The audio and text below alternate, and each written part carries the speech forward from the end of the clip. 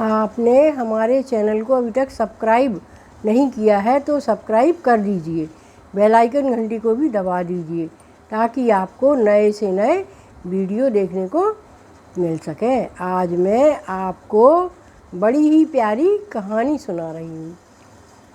कहानी तो मैंने बहुत दिनों से सुनाई ही नहीं है। आज मैं आपको बहुत अच्छी, बहुत ही शिक्षाप्रद कहानी सुना रही हूँ। तुम बेसहारा हो तो किसी का सहारा बनो।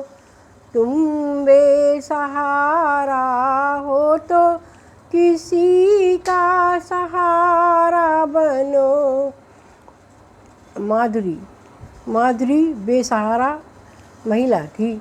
उसके पति मिलिट्री में जॉब करते थे और अचानक उनको लड़ाई पे जाना पड़ा और वहाँ पर वो मृत्यु को प्राप्त हो गए। उनका नाम शहीदों में लिखा जाने लगा। माधवी अकेली रह गई। बच्चे बहुत छोटे छोटे थे पर उसने अपने को संभाल कर रखा और तीनों बच्चों को अच्छी शिक्षा दिलाई। बच्चे अच्छे बढ़िया पढ़ाई में अच्छे निकल गए और तीनों का ही अलग अलग जगह जॉब लग गया। पर माधुरी को अपने घर में ही अच्छा लगता था। वह कभी कभी अपने बच्चों के पास चली जाती थी।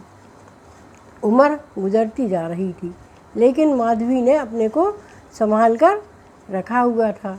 वह नित्य शाम को पार्क में जाती और पार्क में जाकर बहुत सारे बच्चों को इकट्ठा कर लेती और इकट्ठा करके उनके संग हंसी मजाक करती रहती। उनके संग चुटकुले उनको सुनाती और तरह तरह की उनको कहानियाँ सुनाती, जिससे कि बच्चों को बड़ा ही ज्ञान प्राप्त होता था। उसकी कहानियाँ सुनकर बच्चे बड़े प्रसन्न होते थे। एक दिन एक सज्जन जो है उसी पार्क में घूमने के लिए आए और उन्होंने देखा कि यह महिला कितनी हंसमुख और कितनी खुश रहती है। और एक मैं हूँ कि मेरी पत्नी के मरने के बाद मुझे कुछ अच्छा ही नहीं लगता है। ना खाने का मन होता है, ना घूमने का मन होता है, ना कुछ करने का मन होता है। तो वो उदास से एक बेंच पर बैठ गए। तभी माधुरी की निगाह उन पर पड़ी और उन्होंने एक बच्चे से कहा कि जाओ और उन दादाजी को यहाँ बुला लाओ। तो वो बच्चा गया और बोला, दादाजी चलिए, आपको हमारी दादी माँ बुला रही हैं। तो वह बड़े प्यार से उस बच्चे के संग चल दिया और बेंच पर बैठ गया। दोनों ही बेंच पर बैठ गए। माधवी बच्चों को तरह तरह की कहानियाँ सुना रही थी। बहुत प्रसन्न दिख रही थी। उसको भी थोड़ा सा अच्छा सा महसूस होने लगा और वह भी उन बच्चों के संग घुल मिल गया। अब दोनों नित्य शाम को आते और वहाँ बैठते और तरह तरह के चुटकुले कहानियाँ बच्चों को सुनाते और एक दूसरे आपस में बात भी करते।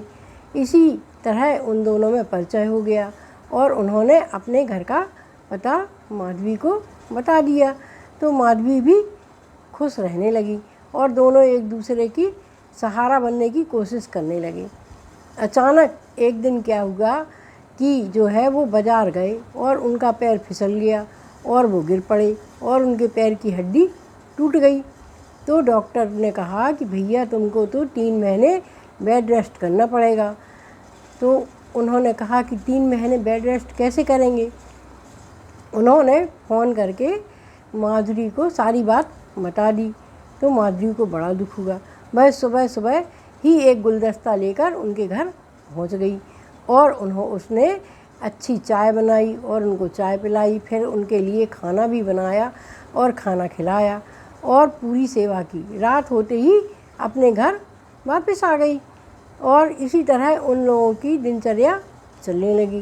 धीरे धीरे उनका पैर ठीक होने लगा और उनके नौकर चाकर भी माधुरी से बहुत खुश रहते थे, उनसे हिल मिल गए थे। बच्चे भी जो विदेश में थे वो भी अपने पापा को देखने आए और उनको माधुरी का स्वभाव बहुत अच्छा लगा। बच्चे भी उनसे हिल मिल गए थे। एक तरह से माधुरी जो है उनका सहारा बन गई थी।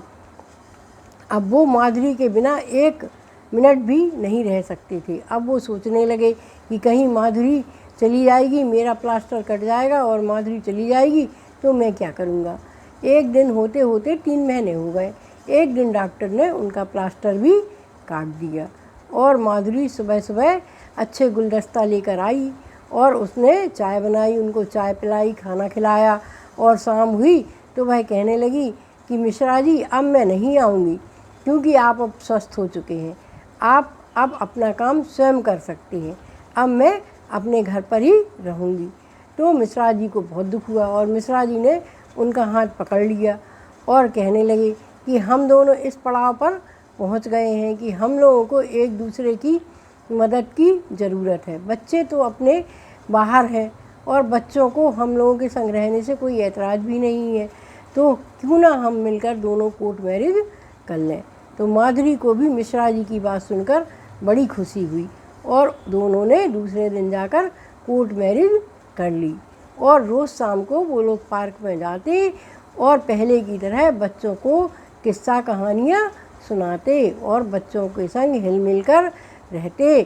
तो हमें इस कहानी से यही शिक्षा मिलती है कि जैसे माधुरी बेसहारा थी और मिश्रा जी भी बेसहारा थे, तो दोनों एक दूसरे का सहारा बनकर जीवन यापन करने लगे।